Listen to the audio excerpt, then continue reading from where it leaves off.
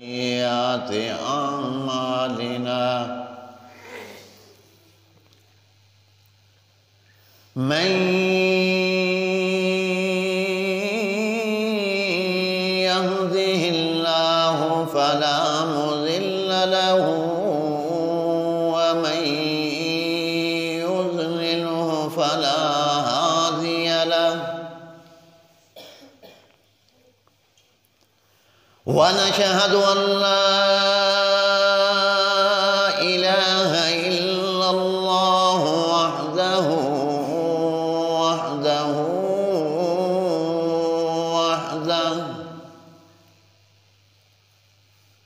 وحده لا شريك له في الخلق والأمر ونشهد أن سيدنا ومولانا محمدًا عبده ورسوله أما بعد فقد قال الله تبارك وتعالى في الكلام المجيد والفرقان الحميد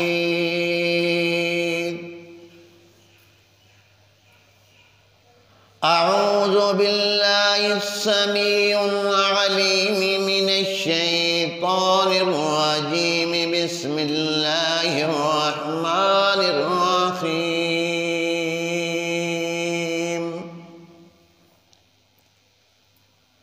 أبى واستكبر وكان من الكافرين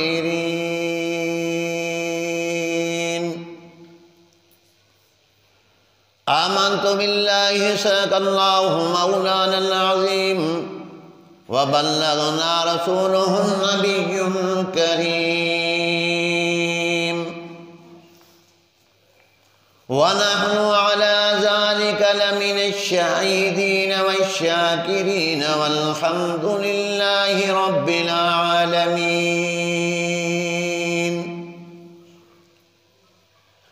إن الله وملائكته يصلون على النبي يا أيها الذين آمنوا صلوا عليه وسلموا تسليما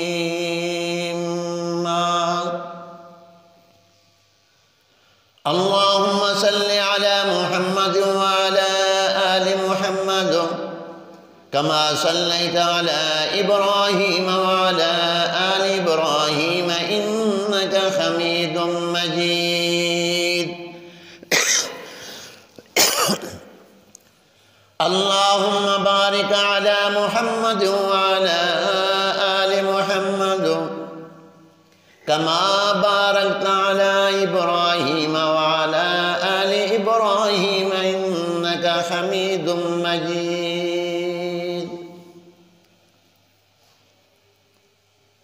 حضرات گرامی، تمام میرے بھائی طلباء اکرام اور بڑی جرت کرتے ہوئے یہ لفظ عرض کر رہا ہوں کہ اساتذہ اکرام، سب سے پہلے اللہ تبارک و تعالی سے دعا ہے جو کچھ زبان سے نکلے اس میں اللہ کی رضا اس کی رضا موجود ہو، اور جو کچھ کوشش کروں اس کی محض رضا کے لیے، کیونکہ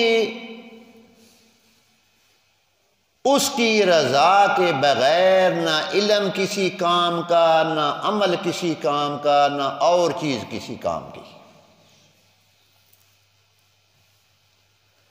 یہاں تو میں جو عرض کر رہا ہوں مجھے مناسب نہیں عرض کرنا، اس لیے کہ میں نے بھی اسی مسجد میں، اسی مدرسہ میں جو اللہ نے عطا کیے چند الفاظ، یہی مسجد و مدرسہ اس کا سبب بنا اساتذہ سے سیکھا، استاذ المکرم سے۔ چلو بہرحال تقریر یا بیان تو نہیں کرنا، ہاں اتنی بات ضرور ہے کہ یہاں جتنے اب طلباء یہ میرے بھائی ہیں استاد کے اعتبار سے، جیسے آپس میں بھائی کچھ گفتگو کرتے ہیں، ایک دوسرے سے بات کرتے ہیں، ایسے کچھ باتیں عرض کر دوں گا۔ بیان یہ تقریر تو وہاں ہوتی ہے جہاں کوئی اور جگہ ہو، جہاں خود انسان حاصل کرنے کی نیت سے آیا ہو، حاصل کرنے کی کوشش ہو، وہاں کیا بیان، کچھ بھی نہیں۔ تو میرے بھائیوں، زندگی میں ایک اصول ذہن میں رکھ لینا، چاہے وہ طالب علمی کا زمانہ ہو یا طالب علمی کے بعد کا خطابت کا، امامت کا زمانہ ہو یا تدریس کا زمانہ ہو، جب تک انسان اس سے بچتا رہے گا انسان انسان رہے گا۔ جب وہ چیز انسان جس میں آ گئی، چاہے مجھ میں ہو یا کسی اور میں ہو، وہ انسان شکل کے اعتبار سے تو انسان ہوگا، وگرنہ عمل کے اعتبار سے اور عند اللہ وہ انسان نہیں قرار پائے گا۔ ذہن میں بات آئے گی شکل کے اعتبار سے انسان، دیکھنے میں انسان، تو کیسے وہ انسان نہیں ہوگا؟ اولئک الانعام بل ھم اضل، وہ تو انسان ہی ہوگی شکل کے اعتبار سے۔ تو وہ کیا چیز ہے؟ آپ کے سامنے جو قرآن مجید فرقان حمید کے الفاظ رکھے ہیں، زبان سے ادا کرنے کی کوشش اور سعی کی ہے، ان میں اللہ نے انہی کا ذکر فرمایا۔ آسان لفظوں میں وہ کیا ہے؟ تکبر۔ علم جتنا آ جائے، تکبر آ گیا سب پہ پانی پھیر دے گا، کتنا بڑا عالم کیوں نہ بن جائے، تکبر آ گیا کسی کام کا نہیں رہے گا۔ ہاں معلومات کی حد تک تو وہ عالم کہلائے گا، جاننے کے حد تک تو وہ عالم کہلائے گا، سننے سنانے کے اعتبار حد تک تو وہ عالم کہلائے گا، لیکن عند اللہ وہ علماء میں شمار نہیں ہوگا، عند اللہ وہ علماء میں شمار نہیں ہوگا۔ کیوں؟ قرآن نے صاف کہہ دیا، انما یخشی اللہ من عبادہ العلماء، اللہ کے بندوں میں سے علماء اللہ سے زیادہ ڈرتے ہیں بنسبت دوسرے لوگوں کے۔ حالانکہ عبادت کرنے والے تو اور بھی بہت سے لوگ ہوا کرتے ہیں اور ہوتے ہیں، سجدے کرنے والے اور بھی بہت سے لوگ ہوتے ہیں، اسی طرح قیام کرنے والے اور بھی بہت سے لوگ ہوتے ہیں، اللہ کے سامنے حمد و ثنا بیان کرنے والے اور بھی بہت سے لوگ ہوتے ہیں، اسی طرح تسبیحات و تلاوت قرآن ہو اور بھی بہت لوگ ہوتے ہیں، لیکن اللہ فرماتے ہیں سب میرے بندوں میں سے علماء مجھ سے زیادہ ڈرتے ہیں۔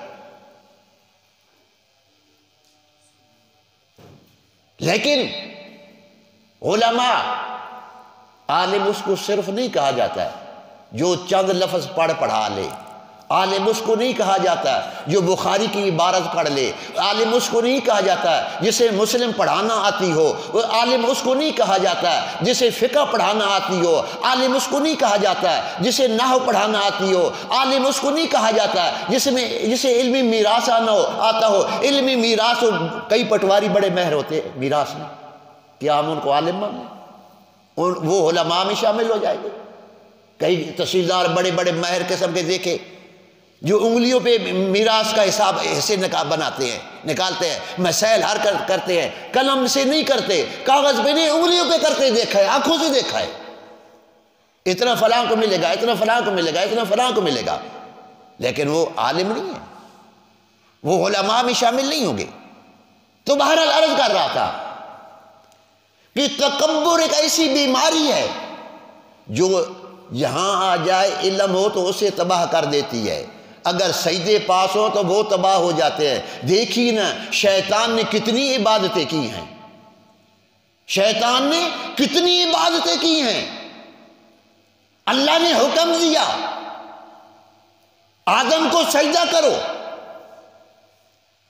اللہ نے حکم دیا آدم کو سجدہ کرو، ابا واستکبر، اپنے آپ کو بڑا سمجھا، اب تکبر اندر آ گیا، یہ بیماری اندر آ گئی، وکان من الکافرین، انکار کرنے والوں میں شمار ہو گیا، اللہ کا دشمن قرار پا گیا، لعنتی قرار پا گیا، ملعون قرار پا گیا، جہنمی قرار پا گیا، اللہ کے رحمت سے دور ہو گیا۔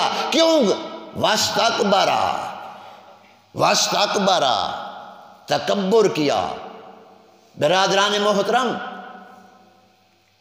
پوری زندگی پڑھنے پڑھانے کا رزلٹ جو ہے وہ کیا ہے کہ اپنے اندر انسان عاجزی لے کے آئے۔ جب عاجزی آئے گی اللہ کی رضا ملے گی، جب عاجزی آئے گی اللہ کی خوشنودی حاصل ہوگی، جب عاجزی آئے گی اللہ کے قرب حاصل ہوگا، جب عاجزی آئے گی ایک وہ وقت آئے گا کہ اللہ تعالیٰ خود فرمائیں گے میرے بندے بتاؤ تمہیں کیا چاہیے، میرے بندوں بتاؤ تمہیں کیا چاہیے، لیکن وہ عاجزی سے ملے گا، وہ عاجزی سے ملے گا۔ دیکھو ابلیس کو اللہ نے کیا حکم دیا کہ آدم علیہ السلام کو سجدہ کرو، باقی اس بحث میں نہیں جانا چاہتا کہ آدم تو غیر تھے، سجدہ تو صرف اللہ کو ہے، آدم تو غیر تھے، جو بھی مقام مرتبہ بے شک اعلیٰ سب کچھ ہے، لیکن خالق تو نہ تھے نا، خالق تو نہ تھے، مخلوق تھے۔ اس بحث میں نہیں پڑھنا چاہتا، طلباء بھائیوں سے کچھ باتیں کرنی ہے، بس دو چار۔ تو حکم ملا سجدہ کرو،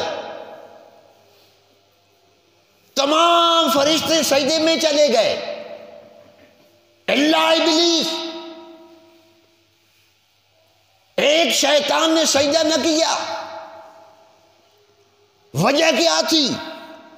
ابا، اپنے آپ کو بڑا سمجھا، اپنے آپ کو بڑا عابد سمجھا، اپنے آپ کو بڑا عبادت گزار سمجھا، اپنے آپ کو بڑے مقام کا مالک سمجھا، واستکبر، اور یہ بیماری کیوں لگی؟ تکبر کیا۔ جب اللہ نے پوچھا ذہن میں بات آئی، وہ تو ملائکہ کو حکم تھا نا، فرشتوں کو حکم تھا، ابلیس کو کیوں سزا ملی؟ یہ تو ملائکہ میں سے نہ تھا، یہ تو جنات میں سے تھا، ناریوں میں سے تھا۔ تو قرآن نے خود ہی جواب دیا، جب اللہ نے پوچھا نا کہ ابلیس سجدہ کیوں نہیں کیا، تو فرمایا اذ امرتک، میں نے تجھے حکم دیا تھا، اذ امرتک، میں نے تجھے حکم دیا تھا، تو کیا کہنے لگا؟ انا خیر منہ، میں بہتر ہوں، میں بڑا ہوں، انا خیر، میں بڑا ہوں، میں بہتر ہوں، میں اچھا ہوں، مقام کے اعتبار سے، عبادت کے اعتبار سے، شان کے اعتبار سے، انا خیر منہ، میں بہتر ہوں۔ دلیل کیا دی؟ بعض دفعہ یہ ہوتا ہے نا کہ جی اس کے پاس دلائل ہوتے ہیں، کوئی آدمی بھی نا وہ تو جی اس کے پاس دلائل تو ابلیس نے بھی دینے شروع کر دیے۔ کیا عرض کیا، کیا کہنے لگا؟ خلقتنی من نار وخلقتہ من طین، اللہ میں اس سے بہتر ہوں، کیوں؟ اس لیے کہ مجھے تو نے آگ سے پیدا کیا اور اسے مٹی سے پیدا کیا، اور مٹی جو ہے آگ سے ادنا ہے، آگ اعلیٰ ہے، اس لیے میں مقام کے اعتبار سے اعلیٰ ہوں۔ اور یہ قانون ہے کہ اعلیٰ ادنا کو سجدہ نہیں کرتا، مسجود ہمیشہ اعلیٰ ہوا کرتا ہے۔ قانون ہے نا، جسے سجدہ کیا جائے وہ سب سے اعلیٰ، اب بھی ہم جس کو سجدہ کرتے وہ سب سے اعلیٰ، وہ سب سے عرفہ۔ معبود ہمیشہ اعلیٰ ہوا کرتا ہے، ادنا نہیں ہوا کرتا، کیونکہ عبادت قبول ہی تب ہوتی ہے ہر اس سجدے میں جس میں تین چیزیں وہ عبادت کہا جاتا ہے۔ ہر وہ عمل جس میں تین چیزیں ہوں وہ عبادت کہا جاتا ہے، اسے عبادت۔ پہلی چیز فاعل، اس میں مفعول، فعل، تین چیزیں ملتی ہیں۔ فاعل عبادت کرنے والا، مفعول جس کی عبادت کی جائے، درمیان میں فعل جو عبادت کہلاتا ہے وہ فعل کہا جاتا ہے اسے۔ اور کیا قانون ہے کہ فرمایا فاعل سب سے اپنے آپ کو ادنا سمجھے اور مفعول کو اعلیٰ سمجھے، اور پھر سجدہ سجدہ بنے گا۔ شیطان کیا کہنے لگا کہ میں بہتر ہوں اس سے، میں بہتر اس لیے ہوں کہ مجھے یا اللہ تو نے آگ سے پیدا کیا اور اس کو مٹی سے پیدا کیا، نہ خیر و مینو، میں بہتر ہوں، تکبر کیا، تمام عبادتیں پانی میں بہہ گئی، کسی کام کی نہیں رہی۔ اللہ نے کیا کہا فاخرج منہا، نکل جاؤ اللہ کی یہاں سے، نکل جاؤ، قیامت تک تم پر میری لعنت برسے گی، میرے ملائکہ کی تم پہ لعنت ہوگی، میرے نیک بندوں کی تم پہ لعنت ہوگی، میری تمام مخلوقات کی تجھ پہ لعنت ہوگی۔ کیوں؟ اس لیے کہ تو نے تکبر کیا۔ عزیزان ماں، تکبر اتنی بری چیز ہے۔ جنت میں آدم علیہ السلام کو برگلایا، آدم علیہ السلام اور حضرت حوا بھول گئے۔ بعض لوگ کہہ دیتے ہیں جی ان سے غلطی ہو گئی، نہیں، غلطی تو وہ ہوتی ہے نا جو جان بوجھ کے کی جائے۔ بھول گئے، زمین پہ آئے، جہاں بھی بیماری پڑی تکبر کی، شیطان کو بیماری لگی تکبر کی، لعنتی قرار پایا۔ اور جب انسان زمین پہ آئے، آدم علیہ السلام زمین پہ تشریف لائے، کیا ہوا؟ دو بیٹے حابیل و قابیل، اختلاف ہو گیا۔ صرف امثال کی طور پہ یہ چیزیں ذکر کر رہا ہوں، وگرنہ تو ایک ایک چیز پہ آدمی وقت گزار سکتا ہے۔ دونوں میں اختلاف ہو گیا، قربانی فیصلہ ہوا، قربانی پیش کرتے جس کی قبول ہو گئی۔ حابیل کی قبول ہو گئی، قابیل کی قبول نہ ہوئی۔ حابیل میں حسد آ گیا، تکبر آ گیا، میں بڑا، میری کیوں نہیں قبول ہوئی۔ قابیل میں تکبر آ گیا، حسد آ گیا، کیونکہ حسد، تین چیزیں ہمیشہ یاد رکھو میرے بھائیوں، تین چیزیں نقصان دہ ہوا کرتی ہیں۔ پہلے نمبر پہ تکبر، دوسرے نمبر پہ لالچ، تیسرے نمبر پہ حسد۔ جب بھی جس کو بیماری لگے گی، ان تین میں سے ایک بیماری لگے گی اور سب کچھ تباہ کر دے گی، ان تینوں میں سے ایک لگے گی۔ بخاری پڑھ لینے کا نام عالم نہیں ہے، عرض کر چکا ہوں۔ مسلم پڑھ لینے کا نام عالم نہیں ہے۔ ابو داود یاد کر لینے کا نام عالم نہیں ہے۔ یاد رکھنا، ان تین چیزوں سے بچنے کا نام عالم ہے اصل میں۔ تکبر،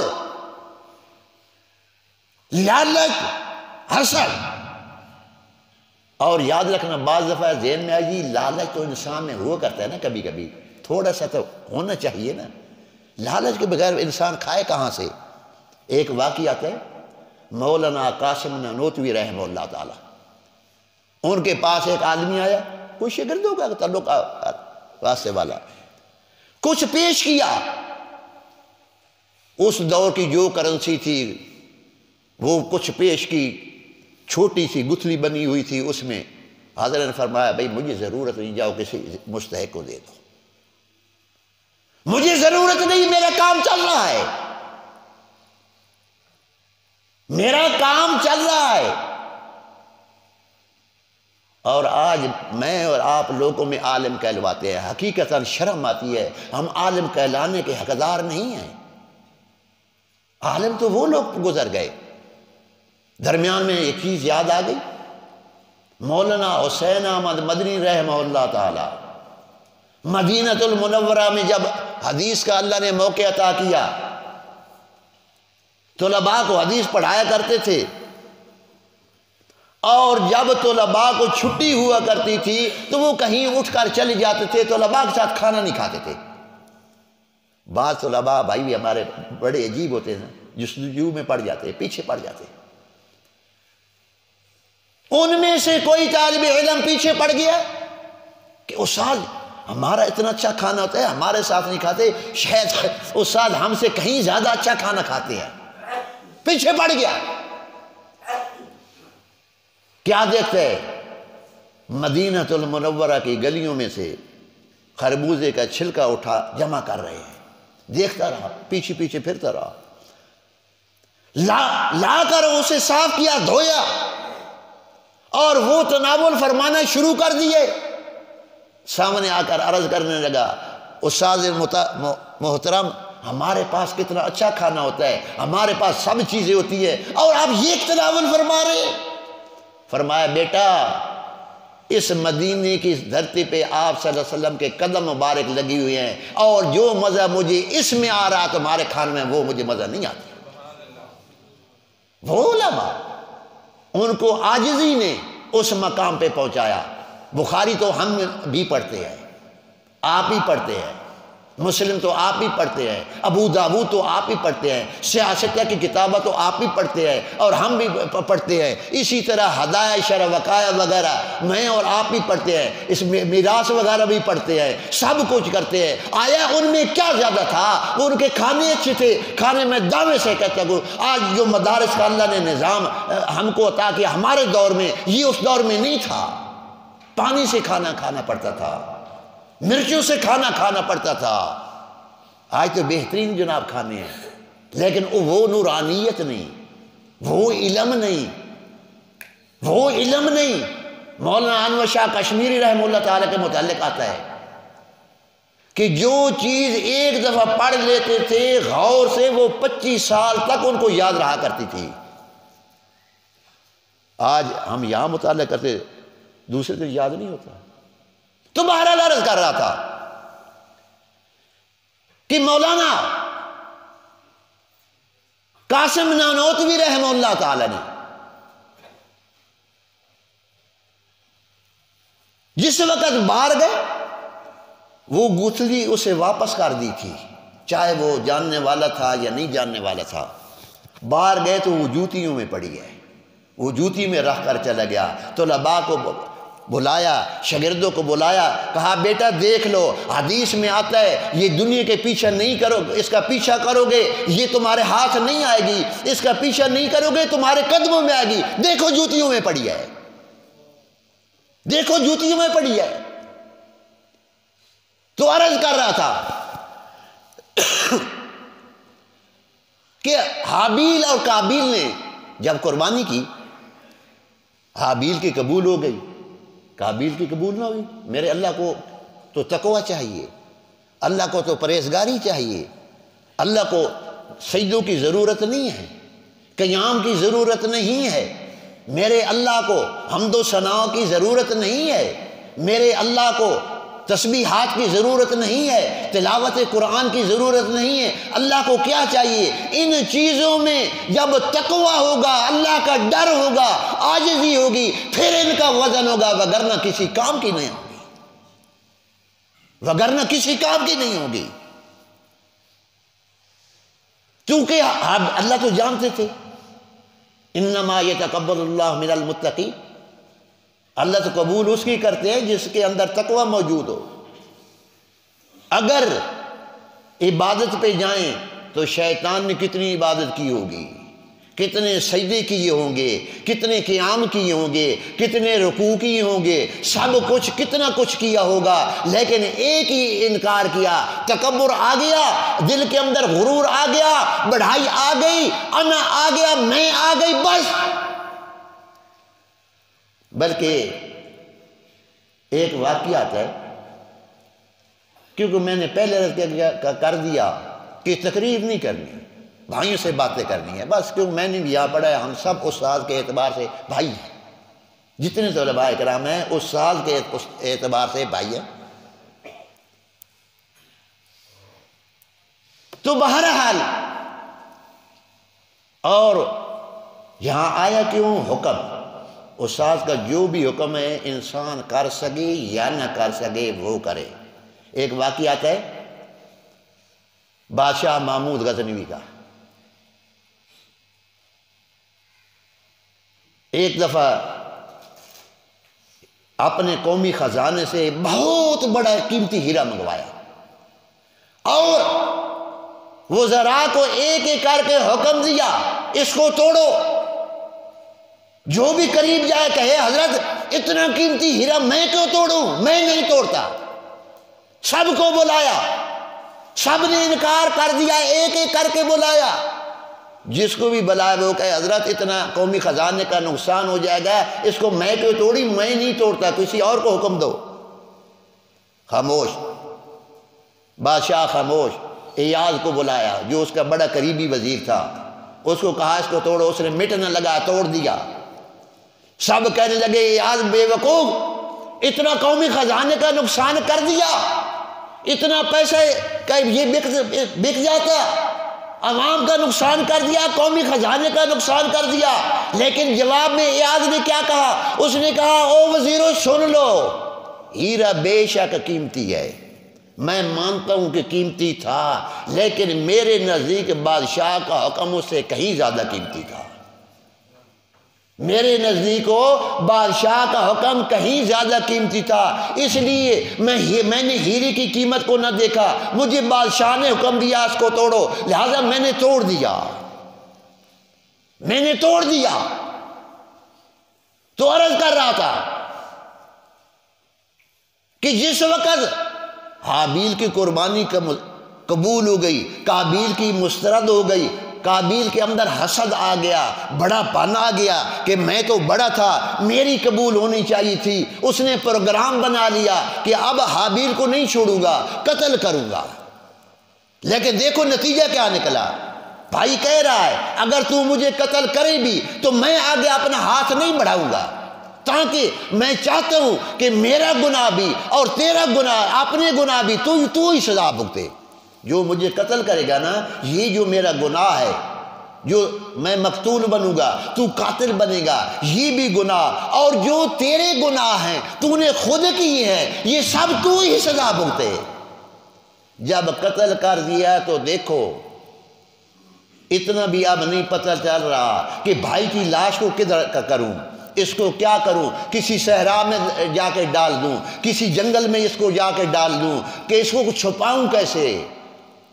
تو اللہ نے کوے کو بھیجا، مختصر عرض کر رہا ہوں، جس وقت اللہ نے کوے کو بھیجا، کوے نے ایک کوے کو دبایا، اس نے کریدنا شروع کر دیا زمین کو، زمین میں گڑھا نکالنا شروع کر دیا، تو اس وقت کہنے لگا ہائے میری کم بختی، مجھ سے تو یہ کوا بہتر ہے جس نے اپنے بھائی کا چھپانے کے، اس کی لاش کو دفن کرنے کا مجھے طریقہ بتلا دیا۔ اس کا نتیجہ کیا نکلا، اس تکبر کا، اس بڑے پن کا۔ آج بھی دنیا میں جو قتل ہوتے ہیں اس کا جتنا اس قاتل کو گناہ ملتا ہے اتنا اس قابیل کو نامہ اعمال میں لکھا جاتا ہے، جتنا اس قاتل کو گناہ ملتا ہے اتنا اس قابیل کے نامہ اعمال میں بھی گناہ لکھا جاتا ہے۔ کیوں؟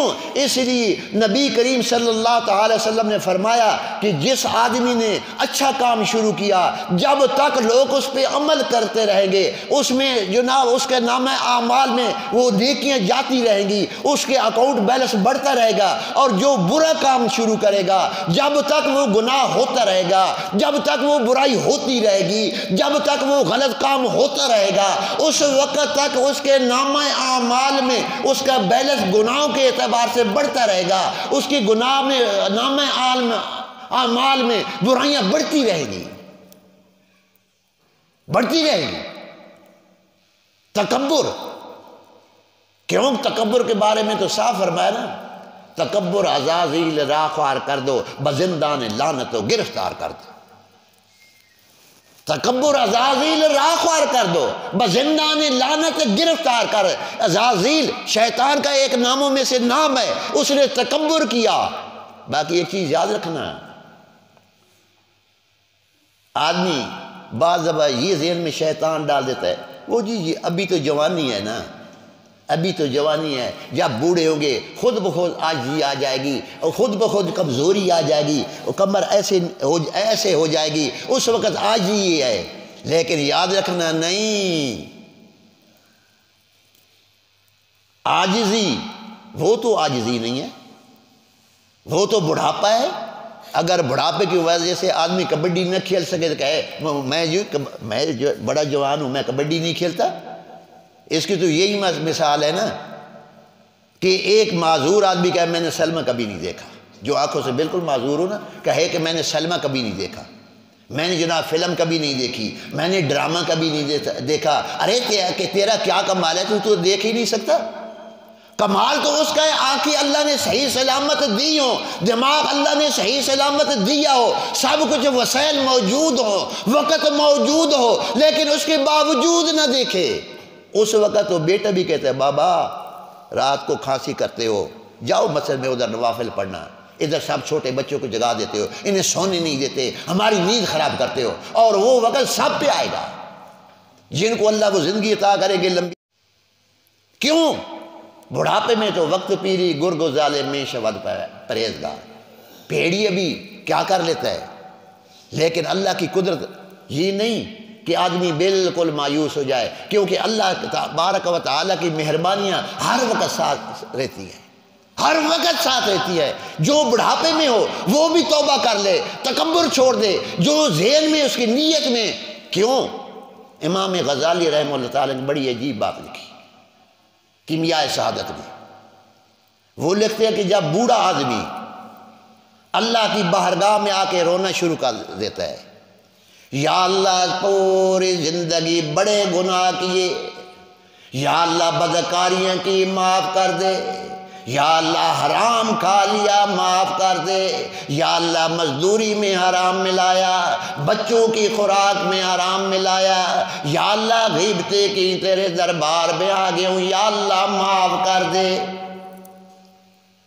امام غزالی رحمہ اللہ تعالیٰ بڑی عجیب بات لکھتے ہیں، فرماتے ہیں کہ جس وقت گناہ گار آدمی اللہ کی بارگاہ میں آ کے سجدے میں سر رکھ کے رونے لگ جاتا ہے، تھرو بہانے لگ جاتا ہے، کیونکہ یہ قانون ہے دنیا میں جہنم کی آگ کو بجھانے کے لیے چند اتھرو کافی ہیں، قیامت کے دن نہروں کی نہریں اتھرو کی جہنم کی آگ کو نہیں بجھا سکیں گی۔ یہاں تو چند اتھرو بھی انسان بہا لے نا، یہاں سے بہائے، دل سے بہائے، اندر سے بہائے۔ امام غزالی رحمہ اللہ تعالیٰ کیا لکھتے ہیں؟ جس وقت اللہ کی بارگاہ میں گناہگار آدمی آ کے سر رکھ کے رونے لگ جاتا ہے، تکبر چھوڑ دیتا ہے، عاجزی دل میں بسا لیتا ہے، بڑائی چھوڑ دیتا ہے، کمزوری تسلیم کر لیتا ہے، تو کیا نتیجہ نکلتا ہے؟ اللہ فرماتے ہیں میرے فرشتوں تم گواہ بن جاؤ، میں نے اپنے بندے کو معاف کر دیا۔ یا اللہ کیوں معاف کر دیا؟ جوانی میں یہ ڈاکے ڈالا کرتا تھا، جوانی میں بدکاریاں کیا کرتا تھا، جوانی میں یہ یا اللہ غریبوں پہ ظلم کیا کرتا تھا، کمزوروں پہ ظلم کیا کرتا تھا، کسی کی عزت کو معاف نہیں کرتا تھا، یا اللہ جو کچھ سے سامنے آتا تھا مسجد کی طرف رجوع ہی نہیں کیا کرتا تھا۔ اذان ہوتی تھی اور یہ نمازیں پڑھنا مولویوں کا کام ہے، ذکر و اذکار کرنا مولویوں کا کام ہے، ہم تو ابھی جوان ہیں، ابھی پیچھے بہت بڑی زندگی پڑی ہے۔ یا اللہ کیوں سے معاف فرما رہے ہو؟ اللہ بڑی عجیب بات فرماتے ہیں، اللہ فرماتے ہیں قَدْ أَخْيَيْتُ مِنْ عِبَادِي فَلَيْسَ لَهُ غَيْرِي، قَدْ أَخْيَيْتُ مِنْ عِبَادِي، او میرے فرشتوں مجھے اپنے بندے سے حیا آتی ہے، اس لیے کہ فَلَيْسَ لَهُ غَيْرِي، اگر میں نے اس کو دھوکار دیا، اپنے بارگاہ سے نکال دیا تو یہ بیچارہ کہاں جائے گا؟ میں نے اس کو اپنے بارگاہ سے اگر نکال دیا، آج میں نے اس کی توبہ قبول نہ کی، کیوں؟ تو یہ کہاں جائے گا؟ میرے سوا اس کا اور ہے ہی کوئی نہیں۔ لیکن ہم نے بھی کبھی یہ بات سوچی کہ اللہ کے بغیر ہمارا کوئی نہیں، اللہ کے بغیر ہمارا اور کوئی نہیں؟ پھر جانا جو اسی کے پاس ہے تو پہلے ہی آدمی چلا جائے نا، جہاں کل جانا ہے آج کیوں نہ جائے؟ جہاں کل جانا ہے وہاں آج کیوں نہ جائے؟ اللہ فرماتے ہیں میرے فرشتوں اس بندے کا مجھے سے شرم آتی ہے، اس نے تکبر چھوڑ دیا، اس نے عاجزی اختیار کر لی، اس نے بڑا پن اپنے آپ سے نکال دیا، اس نے کمزوری کو تسلیم کر لیا، جو کچھ میں کہتا تھا اس نے آج تسلیم کر لیا۔ میرے فرشتوں گواہ جا، میں نے اس کو معاف کر دیا، میں نے اس کو معاف کر دیا۔ اس لیے یہ نہیں کہ جوانی میں انسان تکبر چھوڑے، جس عمر پہ ہے جوانی میں ہے تو تب چھوڑ دے، بڑھاپے میں ہے تب چھوڑ دے، جب ہوش آ جائے، جب اللہ توبہ کی توفیق دے دے انسان توبہ کر لے۔ یا اللہ اس سے پہلے میں تیری نافرمانیاں کرتا رہا، یا اللہ تیری زمین پہ میں اکڑ کر چلتا رہا، تیری زمین پہ یا اللہ میں اپنے آپ کو بڑا سمجھتا رہا، حالانکہ ہے کچھ بھی نہیں۔ انسان اپنے معنی پہ ذرا غور کرے، انسان دو چیزوں سے بنتا ہے، یہ یا انس سے بنا ہے یا نسیان سے بنا ہے۔ یہاں یہ چیزیں میں عرض کرنا نہیں مناسب سمجھ رہا کہ وہ سادے محترم میرے سامنے ہیں، لیکن ان کے حکم کی بجا آوری کے لیے دو چیزوں سے بنا ہے، یا انس سے بنا ہے یا نسیان سے بنا ہے۔ اگر نسیان سے مانا جائے تو نسیان کا معنی ہے بھول جانا، یہ ایک بیماری ہے، جسے بیماری لگ جائے وہ اکڑنے کے قابل ہی نہیں ہو کرتا، اس نے کیا آکڑ، اس میں تکبر کا اسے کیا حق حاصل، اسے یاد ہی بات نہیں رہتی۔ ان سے بنایا جائے تو اس کا معنی بنے گا محبت، اس کا معنی محبت ہے۔ جب محبت جس طرح محبوب کے سامنے محب کمزور ہوتا ہے، جب یہ ہے ہی کمزور، بلکہ یوں کہہ دوں تو بے جان ہوگا، اس کا معنی ہی انسان کا کیا بنا، لا یملک الشیء، ذرا اپنے بال کا بھی مالک نہیں ہے۔ کوٹھی کا مالک سمجھتا ہے نا، میرا اتنا بینک بیلنس ہے، اتنی میری کوٹھیاں ہیں، اتنی میری جائیداد ہے۔ لا یملک الشیء، اگر پریکٹیکل کرنا ہو نا تو ایسا کرے کہ ایک بال ہاتھ کے اوپر سے پشت سے اٹھائے، توڑے، اسے اکھیڑے، تو اسے پھر جوڑ کے دکھائے، ایک بال بس، لمبی بات نہیں۔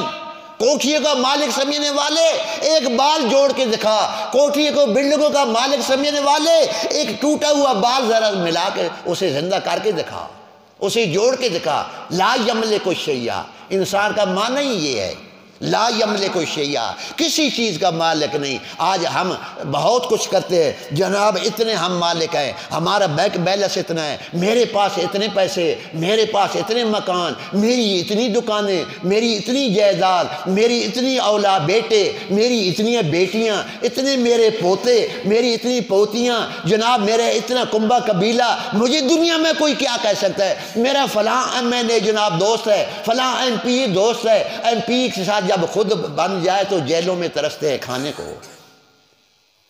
کون سا ہمارا وزیر اعظم جیل کا منہ دیکھ کر نہیں آیا ہوا؟ کون سا ہمارا وزیر اعظم جیل کا منہ نہیں دیکھ کے آیا ہوا؟ وزیر اعظم ہے بھائی۔ میں اور آپ الحمدللہ کسی جرم کی وجہ سے جیل میں نہیں گئے، ہمارے وزیر اعظم صاحب کئی سارے اکثر جو ہے جیل کا جرم، اس نے یہ جرم کیا، یہ جرم کیا دنیا کے سامنے۔ تو اس لیے اللہ سے دعائیں کہ اللہ تبارک و تعالیٰ یوں ٹوٹے پھوٹے الفاظ بھائیوں کے سامنے عرض کیے، اللہ تعالیٰ وہ قبول فرمائے، اور مجھے بھی اور آپ کو بھی اللہ تعالیٰ تکبر سے محفوظ فرمائے، اس بڑے پن سے محفوظ فرمائے۔ یہ جہاں آ گیا سب کچھ لے جاتا ہے، بہا کے لے جاتا ہے، ختم کر کے لے جاتا ہے، اور اگر عاجزی ہو ایک سجدہ شاید نجات کے لیے کافی ہو جائے، ایک قیام شاید نجات کے لیے کافی ہو جائے، اور اگر تکبر آ گیا شیطان کی طرح سب کچھ ختم ہو جائے گا۔ اللہ تعالی ہم کو تکبر سے محفوظ فرمائے۔ وآخر دعوانا الحمدللہ۔